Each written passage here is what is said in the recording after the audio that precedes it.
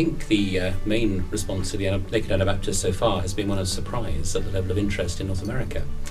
It was a book that was written primarily for the UK context as a straightforward introduction to the Anabaptist tradition, and the popularity in North America has been very surprising to us. I've been encouraged by quite a number of emails from North American Mennonites and others who have found the book helping them to reconnect with their own tradition. So I'm thinking primarily of Mennonites in their 20s and 30s who grew up Mennonite and who have become disconnected from the tradition for a variety of reasons. And the Naked Anabaptist seems to have helped them to re-engage with the very heart of their tradition. I think the other thing that has surprised us has been the interest in other parts of the world, with the translations of the book into 5 or 6 different languages now. So that's been surprising and encouraging.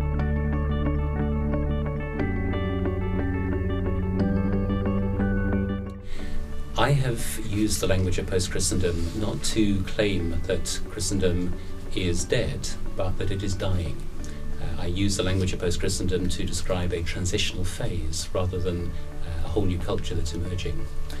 I'm convinced that Christendom is on the way out, right across Western culture, that we are losing the dynamics that have characterized the relationship between Christianity and culture over a millennium and a half. But Christendom is fading in a variety of ways and at a variety of rates in different places. That's true in Europe as well as in North America.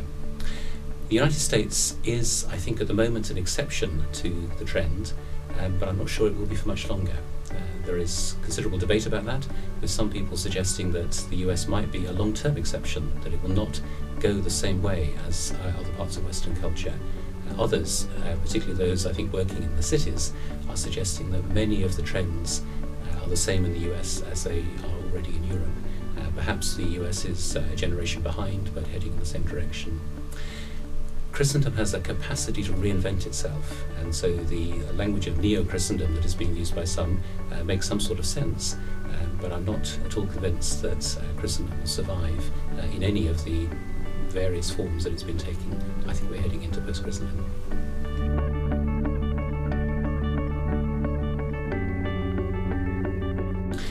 I'm in some ways more interested in the indicators in our culture than within our congregations. It seems to me that we need to be understanding what's going on in our wider culture, recognizing the way in which a growing number of people are so far alienated from the churches and know so little about the Christian faith that we really are moving into a very different mission context. The challenge for our congregations is how we engage with that, whether we see this as a tremendous threat and turn in on ourselves trying to preserve what we have, or whether we see this as a wonderful opportunity for a new kind of mission and reinvent ourselves as missionary communities that are willing to learn in fresh ways what it means to share the good news in a very changing context. So for me, post-Christendom is a tremendous opportunity, but it's going to require us to reimagine what church looks like in this context.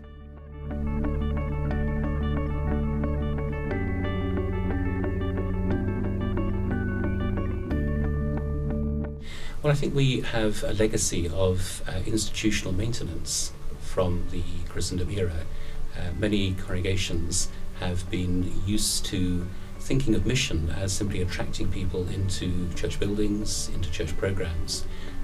So the understanding of mission has been very much about come to us, as if we are somehow normal within our society. In post-Christendom, church-going is not normal.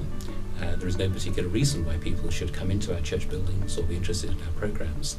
And so reconfiguring mission as going rather than coming is, I think, part of the change of instinct that we're going to need.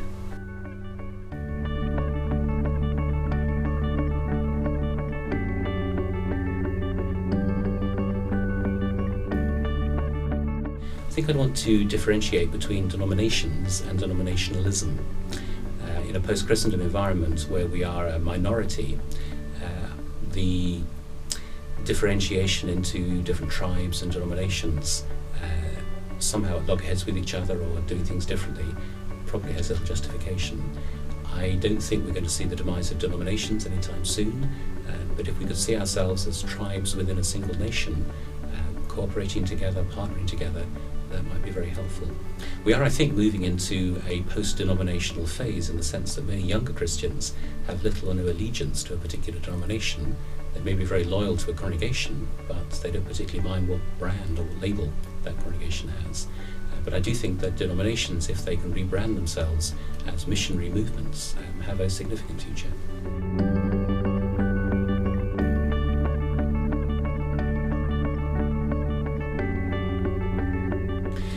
I think a church or a denomination which has a history of being on the margins should be better equipped for the marginality that's going to be the experience of all Christians in post-Christendom.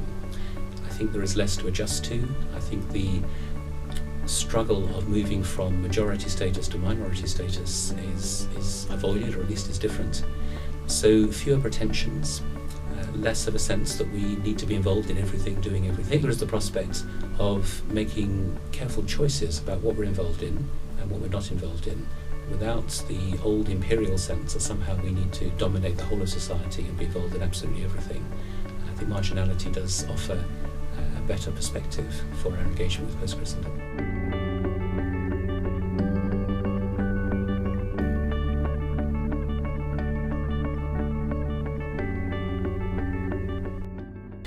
A good friend of mine who's a biblical scholar has worked quite a bit with that text and has noticed how very poorly biblical scholars have dealt with that throughout the Christendom era.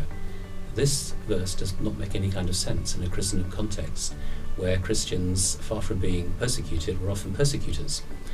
It's, I think, only in post-Christendom that we're beginning to grapple with the realities of this text in the way that perhaps they were in the early church.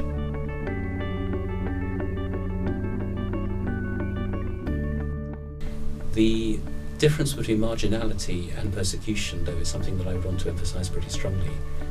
Christians in the West are becoming marginalised. I think it is extremely unhelpful and indeed offensive to use the language of persecution at this stage. Brothers and sisters across the world are being persecuted for their faith. There is a vast difference between that and the loss of privilege that Christians are complaining about in the West.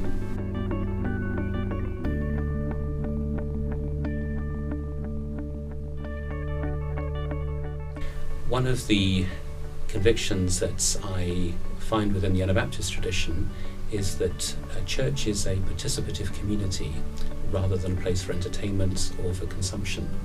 The early Anabaptist communities in the 16th century were places where the expectation was that everybody would participate in a variety of ways using the gifts that God had given to them.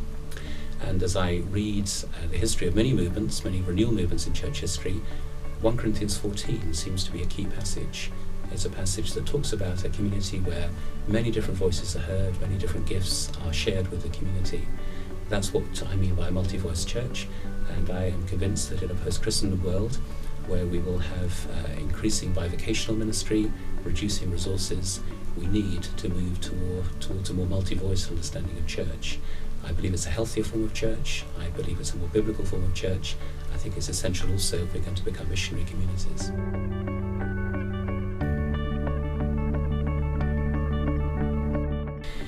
Yes, I think the practices of a multi-voice church are much easier to develop within a smaller community. And my own preference would be for the multiplication of smaller communities rather than the growth of huge churches. I think in a post-Christian world that makes a lot more sense, both in terms of community formation and nurturing and also in terms of mission.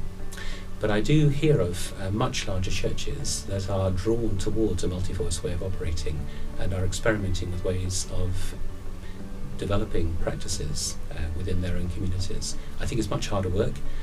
If I'm honest, I'm not sure it's worth it, having huge churches that you have to keep on compensating for in a variety of ways.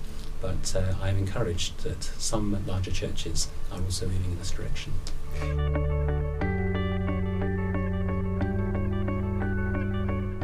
Yes, I don't think that a church can simply adopt multi-voice practices over a weekend. I think this is a process that it needs the retraining of congregations and leaders. It needs the development of an ethos of welcome, of acceptability, of openness. There are practices that will make for a healthy multi-voice church. And so there are real dangers if a church doesn't develop that ethos and doesn't develop those practices. One, obviously, is chaos.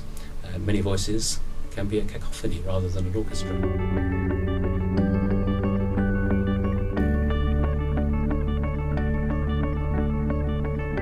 Yes, I think I've picked that up from my reading of Mennonite periodicals, and I would share that concern that's been expressed by the listener. I think that many Anabaptists in the United Kingdom would be concerned about creation care and involved in social justice, but I don't think there's anything distinctively Anabaptist about that. And it seems to me if we lose the distinctive Anabaptist emphasis on the centrality of Jesus, we will be in real trouble.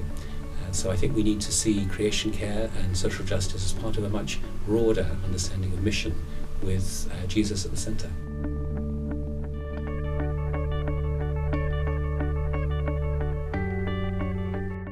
I think it is countercultural, but I do think it is realistic, and I think it's essential. As we move into a post-Christendom world, we will need communities that are responsible to and for each other. I don't think heroic individualism is the way forward. I think we need to be in communities where we can help one another make tough decisions, where we can help one another make countercultural choices, and that we will need processes in place to enable us to do that. My wife and I, during January, in our own church in Bristol in England, taught on this subject and encouraged the members of the church to meet together and to look at the key passage in Matthew 18 and to ask the question, how are we going to work through disagreements? How are we going to be disciples of one another? So I don't think it's something you can impose on a church, but I think it's the beginning of a conversation about what kind of community do we want to be and how can we help each other to remain as disciples of Jesus in a world with fewer supports for faith.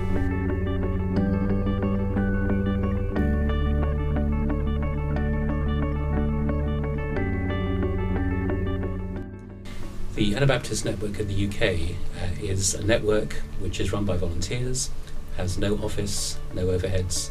It requires a very minimal amount of financial support. So this is not an issue that impacts us particularly. The London Mennonite Centre, which has been a more institutional expression of Anabaptism in the UK, is in the process of reinventing itself at the moment and developing a business plan which will enable it to be self-supporting rather than dependent on the gifts of North American Mennonites as it has been over several decades. So I think we're moving into a situation where sustainability is looking quite promising. I think the wider question about the role of denominations is something which many different groups are facing at the moment. Certainly in Britain we've had major financial concerns expressed by a number of denominations, some of which are restructuring as a result of that. I do think that in the light of a post-Christendom world with fewer resources, denominations will need to simplify and streamline what they do. They will not be able to do what they've currently done or been doing over many years. So I think there is a role for a national or regional church body, but it needs to be rethought and reimagined, and I think it will be a lot simpler in the future.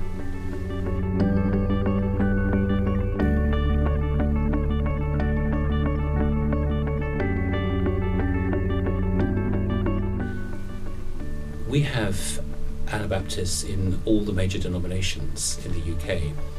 Rather than being in Mennonite churches or in separate institutions, Anabaptists are spread across the denominations, and so different members of the network will be speaking into their own denominations and into these issues.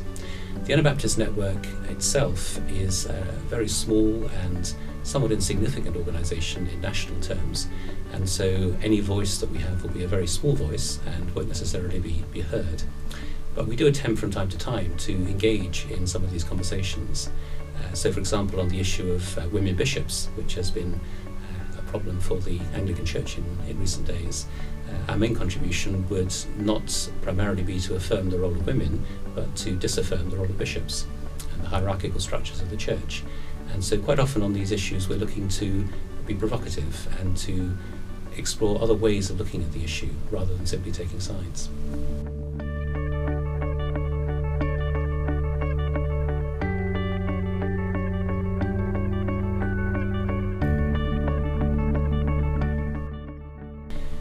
The Anabaptist Network and the London Mennonite Centre represent a relatively small number of Christians in the United Kingdom.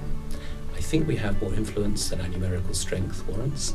The Anabaptist tradition is beginning to inform people in many different traditions, and that's encouraging. However, we are only one of many different traditions and many different influences. There are exciting new things happening, but we are still in the midst of decline as post-Christendom takes effect within Europe. And I think it's important that we are realistic about the situation, encouraged by the things that we do see happening, but not overstating how much progress is being made at present. I think I would want to emphasise something that I've said many times when I've been in North America before, which is the importance of ongoing relationships between the new Anabaptists of England and Europe and the older Mennonite Anabaptist communities in North America. We value the history, the tradition, the experience. We are in danger of becoming a free-floating, idealistic group if we don't keep in contact with those communities. So we are grateful and we hope to continue to develop relationships here. Please do pray for us. We are in a very challenging situation. Many of us are excited about the opportunities of post-Christendom, but we find ourselves in a situation with limited resources and with many who are discouraged by the seeming lack of progress for the gospel. Please do pray for persistence, for imagination and for faithfulness. Thank you.